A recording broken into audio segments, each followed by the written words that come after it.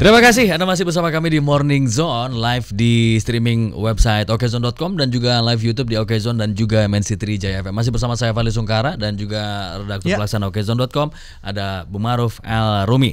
Nah, tadi kita ngomongin soal dinamika pilkada, ada calon yang meninggal dunia, ada calon yang terjerat kasus, kemudian juga bagaimana distribusi logistik untuk pilkada mudah-mudahan lancar. Amin. Dan di Jakarta sendiri mudah-mudahan cuaca bersahabat ya supaya pencoblosan besok juga berjalan sukses.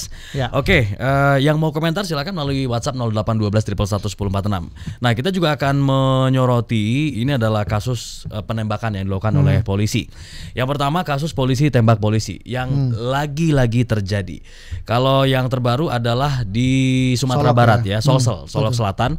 AKP Dadang menembak rekannya AKP Ulil yang melakukan penangkapan terhadap pelaku usaha tambang ilegal. Ya. Waduh, ini ngeri nih Bu Ma'ruf. Ini semuanya masih dalam proses sebenarnya, tapi diduga itu kan masih baru dalam proses dugaan. Tapi yang mungkin menjadi concern kita adalah bagaimana ini kan melibatkan sesama anggota ya, dan tentu ini membuat kita semua prihatin dan membuat kita menjadi agak deg-degan bagaimana ketika ini aparat yang harapannya mereka adalah menjadi pelindung dari masyarakat, tapi justru agak terlibat seperti konflik internal dan ini kan seperti konflik internal ya. Jadi kita nariknya tidak kemudian kita menariknya pada konflik institusi, tapi lebih kepada konflik internal, di mana mungkin ada kepentingan-kepentingan tertentu yang mungkin tidak sama di antara dua figur ini. Jadi tetap kita melihatnya bahwa proporsinya semoga ini kemudian tidak menjadi potret secara umum untuk kepolisian di Indonesia, agar bagaimanapun kita masih sangat berharap bahwa kita memiliki kepolisian yang memang benar-benar bisa melindungi dan menjadi pengayom. Dan ini kita miris sih melihatnya ya, miris mendengarnya, karena netizen akhirnya berkomentar maju tak gentar, membela yang bayar. Kan kita tidak menutup mata bahwa kadang ada stigma-stigma seperti itu, bahwa ada beberapa mungkin ada oknum yang kemudian mereka melindungi pihak-pihak tertentu yang mungkin tidak terkait langsung. Entah itu pihak seperti misalnya yang rame soal tambang ilegal, entah itu juga misalnya soal beberapa kasus lain yang itu diduga memang melibatkan dari pihak-pihak. Karena kan bukan kasus ini aja ya Bu Ma'ruf, beberapa kasus. Ada kasusnya Rudi Soik tuh yang diberhentikan gara-gara mengungkap penjualan atau distribusi solar ilegal. Betul. Karena kan memang modelnya kan lebih kepada struktur ya. Jadi ketika di atas memutuskan, maka di bawah itu kan kecenderungan untuk harus mengikuti. Kalau kemudian tidak mengikuti ya mungkin akan kena disiplin lah, apa itu entah hukuman disiplin atau seperti apa. Dan itu yang memang kadang ketika agak menjadi pertanyaan besar. Kasus itu kemudian mendapatkan perhatian baru setelah viral, sehingga ketika misalnya pengadu mungkin di level internal itu tidak terselesaikan, dan untuk kemudian mendapatkan keputusan yang tidak memuaskan, dan imbasnya adalah harus viral dulu di media sosial.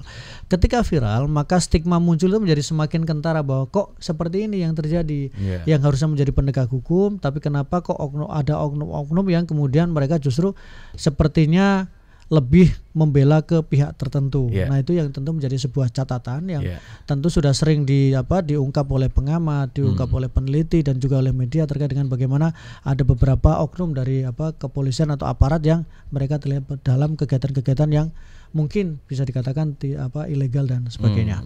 Apa yang salah Bu Ma'ruf? Kurang pengawasan kah? Atau penggunaan senjata api perlu dievaluasi dalam jangka waktu tertentu, misalnya tes psikologis juga harus rutin dilakukan, karena kejadiannya bukan ini aja.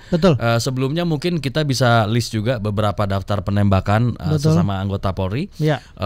Kasusnya Brigadir J yang paling fenomenal, bahkan ini melibatkan jenderal Sambo tuh waktu itu jabatannya apa ya? Propam ya? Kadif Propam ya?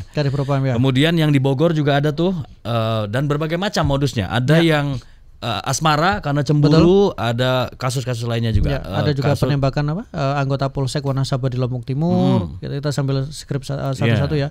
Kemudian penembakan di Polsek Cimanggis, kemudian polisi tertembak Sen Pirakitan di Bogor. Jadi memang ada beberapa kejadian yang polisi menembak rekan karena sakit hati di Lampung. Ini yang Wae Pangubuan ya, Rudi menembak mati rekannya, divonis 12 tahun penjara.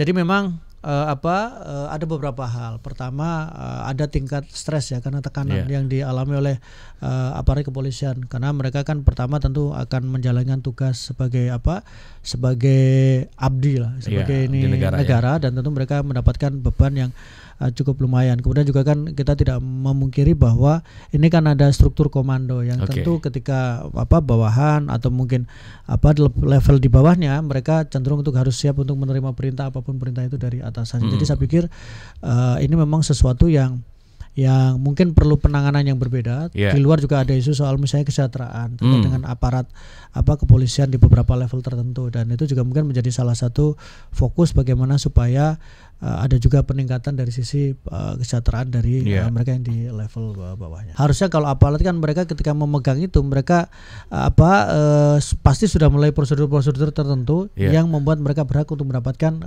tambahan dari senjata api itu. Dan saya pikir kalau tes psikologi ya mungkin perlu misalnya evaluasi per tahun atau bahkan mungkin per 6 bulan dengan kondisi seperti sekarang. Karena itu juga untuk mengukur sejauh mana refleks respon dia terkait dengan penggunaan senjata apinya. Yang kedua juga mungkin perlu memang terus dilakukan terkait bagaimana pendampingan psikologis juga untuk para polisi, terutama supaya kasus-kasus seperti ini tidak terjadi. Ya, karena ada juga Bung Ma'ruf nih kejadiannya di Bangka Belitung, di mana anggota Brimob, nah ini saya baca nih di Okezon. Seorang oknum polisi dari Satuan Brimob menembak warga Kabupaten Bangka Barat, Provinsi Kepulauan Bangka Belitung, melakukan penembakan ya. Jadi korban diketahui bernama Beni, usia 46 tahun, warga Desa Tugang, Kecamatan Kelapa, Kabupaten Bangka Barat. Jadi sebelumnya korban sempat dibawa ke rumah sakit, namun dinyatakan tewas akibat luka tembakan di bagian punggung.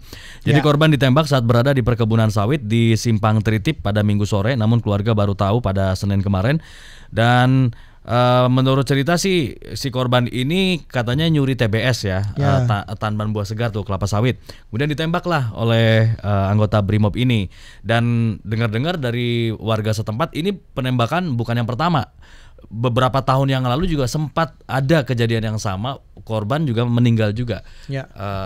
Ini menurut Bung Ma'ruf sebagai komparasi ya, ini sekarang kan dari Dansat Polda Bangka, Kombes Polisi ST Setyonugroho mengakukan bahwa sekarang ini sedang melakukan pemeriksaan terhadap anggotanya.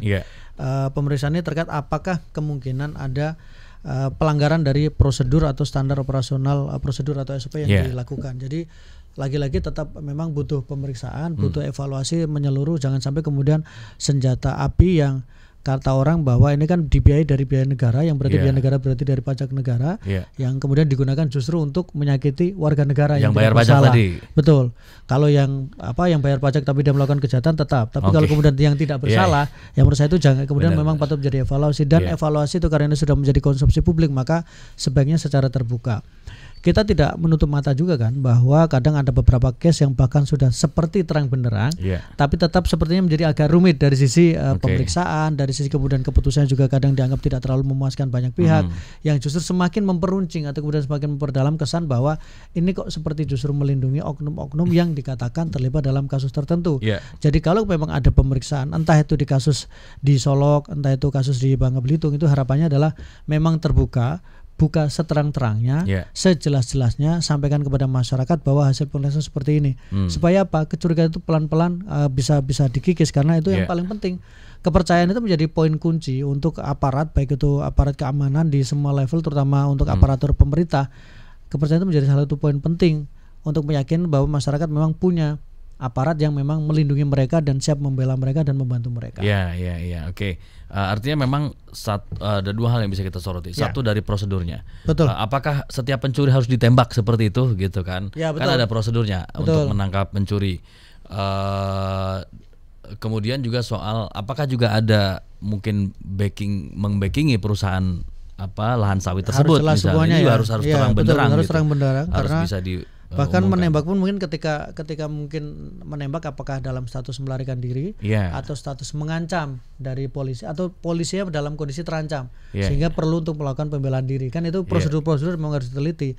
Jangan sampai kemudian dalam posisi yang tidak dalam terancam atau posisi masih dalam suatu terkontrol tapi kemudian justru ditembak yang kemudian menyebabkan kehilangan nyawa. Oke. Rangkaian peristiwa tadi memang membuat kita miris dan juga prihatin ya. Mudah-mudahan ada perbaikan, ada reformasi informasi besar-besaran supaya tidak terulang kejadian yang sama. Oke, saya bacakan dulu nih komen-komen dari pendengar Trijaya di pagi hari ini. Ada Pak Andre, Gubernur Bengkulu lulusan 2 kampus terkemuka, ditemukan sejumlah uang asing juga. Sejumlah kepala daerah terlibat kejahatan seksual. Waduh, ngeri ya. Ngeri. Terus ada juga Pak Patarijo, sekarang polisi tembak pelajar anak sekolah. Nah itu ada lagi tuh. Di Semarang ya. Iya. Ada juga di Semarang, tapi masih dalam penyelidikan ya. Iya. Ya kita bicaranya lebih pada semoga semuanya terbuka secara terang benderang. Benar.